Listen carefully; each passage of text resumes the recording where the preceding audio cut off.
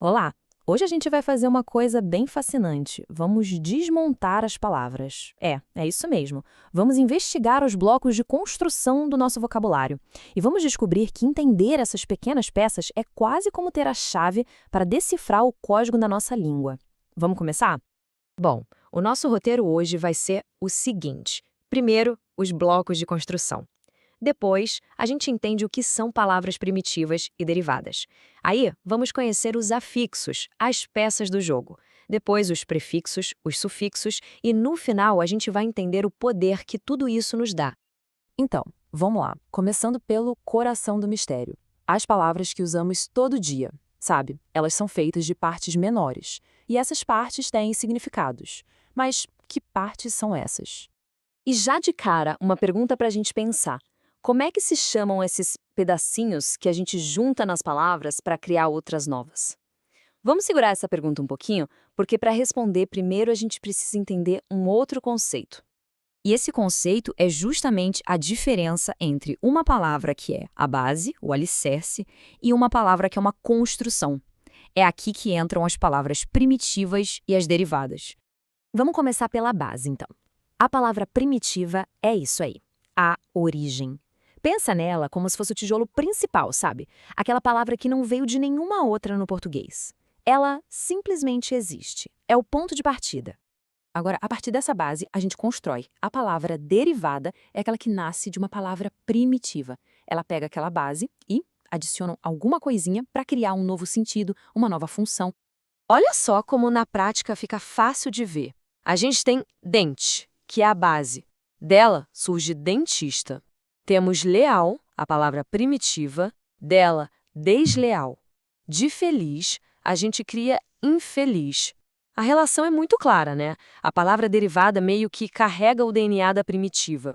Certo. Agora que a gente já entendeu a diferença entre a base e a construção, podemos voltar para a nossa primeira pergunta. Lembra, qual é o nome daqueles pedacinhos? Chegou a hora de dar um nome técnico para eles. E aqui está a resposta. Afixos. Esse é o termo técnico, o nome que a gente dá para todas essas pecinhas que se encaixam nas palavras primitivas. Eles são basicamente as ferramentas do nosso kit de construção de vocabulário. E existem basicamente dois tipos de afixos.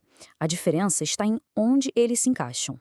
Aqueles que vêm antes da palavra primitiva são os prefixos. Já os que vêm depois são os sufixos. Bem simples. Vamos olhar cada um deles de perto. Começando pela frente, então. Os prefixos são aqueles afixos que vão no início de uma palavra e geralmente alteram o significado dela de uma forma bem direta.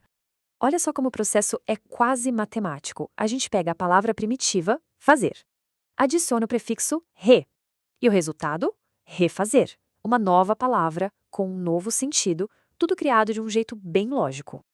E por falar em sentido, um teste rápido aqui. O que exatamente esse prefixo re está fazendo na palavra refazer? Que ideia ele traz para a palavra? Exatamente, repetição. Refazer é fazer de novo. O prefixo re carrega essa ideia de repetição. É um atalho para dar um novo significado. Ok, mais um. E o prefixo in, em incapaz, qual é a função dele? A gente sabe que capaz é a palavra primitiva, mas o que o in faz com ela? Negação. Incapaz é o contrário de capaz. O prefixo in, nesse caso, inverte completamente o sentido da palavra. É uma ferramenta super poderosa para a gente criar antônimos. Muito bem. Agora vamos para o outro lado da palavra. Vamos dar uma olhada nos sufixos, aqueles afixos que a gente junta no final da palavra primitiva. O processo é o mesmo, só que no finalzinho, a gente pega dente, adiciona o sufixo ista e pronto, dentista. Repara que, nesse caso, o sufixo não só mudou o sentido, mas ele transformou a palavra em uma profissão. Bem interessante. E vamos para mais um exemplo. Se casa é a palavra primitiva, o que o sufixo ão faz em casarão? Que ideia ele passa? Aumentativo. Um casarão não é uma casa qualquer, né? É uma casa grande. O sufixo ão aqui indica um aumento de tamanho, de escala. Outra função super útil dos sufixos. Ok, a gente já viu as peças, já viu como elas se encaixam, mas a grande questão é por que isso importa? Qual é o verdadeiro poder por trás de entender o que são prefixos e sufixos? E aqui está o ponto principal. Entender esses mecanismos serve para duas coisas fundamentais. Primeiro, nos dá o poder de criar e entender palavras novas, o que expande o nosso vocabulário.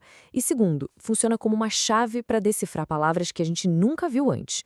Se a gente encontra uma palavra esquisita, mas reconhece o prefixo ou sufixo, pronto, já temos uma pista enorme sobre o que ela significa.